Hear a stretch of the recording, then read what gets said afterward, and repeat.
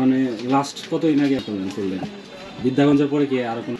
না, বিদ্যাগঞ্জের পরে আর হয়েছে দু একটা, কিন্তু ওগুলা এই পারিবারিক সমস্যার কারণে হয়তো দেখা গেছে মৃত্যুবরণ করেন। তখন তারা দেখা গেছে যে এলাকার স্থানীয় লোকজনের পরামর্শে বা তাদের সুপারিশে এইগুলা পারমিশন দিয়ে দেয়। পারিবারিকভাবে জি জি সমাধান হয়ে যায়। জি, সমাধান হয়ে যায়, তখন এগুলোর পারমিশন দিয়ে দেয়। আসসালামু আলাইকুম আলাইন ভাই, কেমন আছেন? ওয়ালাইকুম আসসালাম, আলহামদুলিল্লাহ ভালো আছি। আপনি কেমন আছেন? আলহামদুলিল্লাহ ভাই। আচ্ছা ভাই, অনেকের মনে একটা প্রশ্ন, সেটা হচ্ছে যে মানে করেন, আপনার উদ্ধার করেন, তো এটা ভাই কতদিন যাবত আপনি এই কাজটা করতেছেন? এটা প্রায় 16-17 বছর। 16-17 বছর। জি। তাহলে এইখানে আপনার যে এই উদ্ধার করেন, তো লাশগুলো আসলে খবর কিভাবে পান আপনি? খবর তো মনে করেন যে বিভিন্ন কাজে বিভিন্ন জায়গায় যাইতে হয়, বা অনেক নিজের পার্সোনালিটির জন্য যাওয়া হয় না। যখন একটা মানুষ মারা যায় তখন যে এলাকার আশপাশ মানুষজন আছে, ধরেন যে আমজনতা থানার সংবাদ দেয়।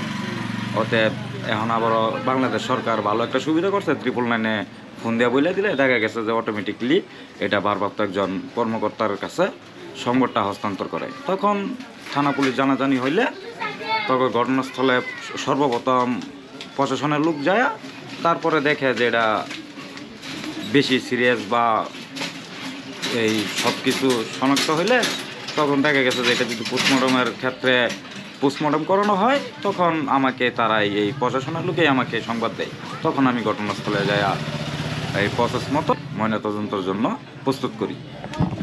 তো আলাইন ভাই, আরেকটা প্রশ্ন আপনার কাছে করি, সেটা হচ্ছে যে আপনি তো এই ময়মনসিংহ কোতোয়ালি থানাতে আপনি কাজ করেন, তো এটা হচ্ছে কি আপনি কোতোয়ালি থানা অধীনেই, নাকি আপনি কতগুলো থানার অধীনে আপনার কাজ করতে হয়? না, আমি শুধু সেই সদরেই কোতোয়ালিতেই। শুধু সদর কোতোয়ালি থানাতে না? জি জি। আচ্ছা আচ্ছা।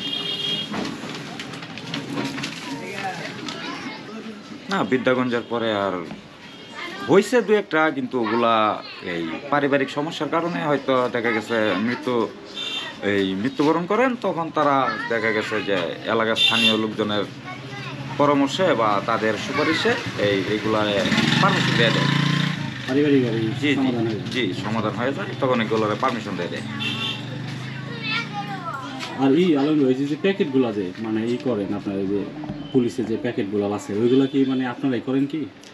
না, পুলিশের ব্যাগটা হচ্ছে এটা সরকারিভাবে আসে আমাদের পুলিশ লাইনে। যখন প্রয়োজন হয় দেখা গেছে 40টা বা 50টা করে ব্যাগ থানায় দেয়। এগুলো শেষ হয়ে গেলে আবার আবেদন করা লাগে। আবেদনটা যে আমাদের ওসি সাহেবই করে, তখন আবার ব্যাগ শেষ হয়ে গেলে আবার আবেদন ওই করলে পরে ব্যাগগুলো আবার কি পরে আপনাদেরকে দেওয়া যায় না, মানে কালেকশন যখন যায় আর কি, না উদ্ধার অভিযানে যখন যাওয়ার সময়?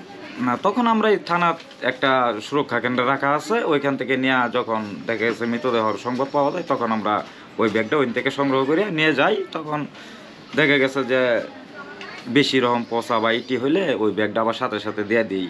কারণ এগুলো হচ্ছে একটা দামি জিনিস, আয় দেশের বাইরে থেকে। তখন যতটুকু সম্ভব যে ভালো লাশ হইলে দেখা গেছে যে পার্টিরা যখন তাদের অ্যাম্বুলেন্স দিয়া তাদের বাসায় নিয়ে যায়, তখন আমরা আলাদা পলিটিংয়ে প্যাকেট করে ওইটাকে দিয়ে দেই। ব্যাগটা আবার ফেরত আমি আবার নিয়ে আসি, যেটা দীর্ঘদিন একটা ব্যাগটা যদি 2-3টা কাজ করা যায়, তাহলে দেখা গেছে এটা একটা আয়ের দিকটা যায়। ওই ক্ষেত্রে আর কি আমি এই কাজটা করি। আরেকটা জিনিস আলাইন ভাই জানি আপনার কাছ থেকে, যে থেকে কি আপনার তারা কি আপনাকে টাকা দেয়, নাকি সরকার থেকে থানা থেকে টাকা পান? না না, এটা থানা থেকে কিনো টাকায় পাওয়া যায় না। বিষয়টা হচ্ছে গিয়া এটা আসলেই অরিজিনালি হয়েছে যে কাজটা আমরা করি, এই কাজটা করার দায়িত্ব হচ্ছে প্রশাসনের। এখন প্রশাসনে দেখা গেছে এই কাজটা তারা করতে পারে না। অনেক সময় দেখা যায় যে এই ভালো বডিও থাকে, আবার 7 দিনের পচা বডিও থাকে, নদীদা ভাইসা আসে, গুন খুন করে মায়েরা মাটি তোলা পুঁথা রাখে। ঠিক আছে, যেটা কিনা এটা প্রশাসনের দ্বারা তো সম্ভব হয় না। এরকম করে আর কি যে আমাদের ওইভাবে রাখা হয়েছে। এটা অরিজিনালি কাজ হয়েছে প্রশাসনে, কিন্তু প্রশাসনে এটা করে না, আলাদা লোকরা এখানে, তার মধ্যেও আর কি আমরা পড়ি।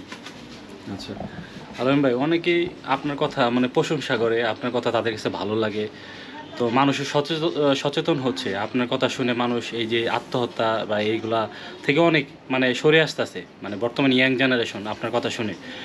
তো আপনি আসলে মানে এত সুন্দর সুন্দর কথা বলেন, আপনার একটু পড়াশোনার বিষয়ে অনেকে আসলে বিষয় হচ্ছে গিয়ে এরা যে পড়াশোনা তো কিছু না, বিষয়টা হচ্ছে গিয়ে পারিবারিক শিক্ষাটা হচ্ছে বড় বিষয়। কারণ আপনার জ্ঞানে যদি মনে করেন না থাকে, পড়ালেখা আপনি ঢুকাবেন কই?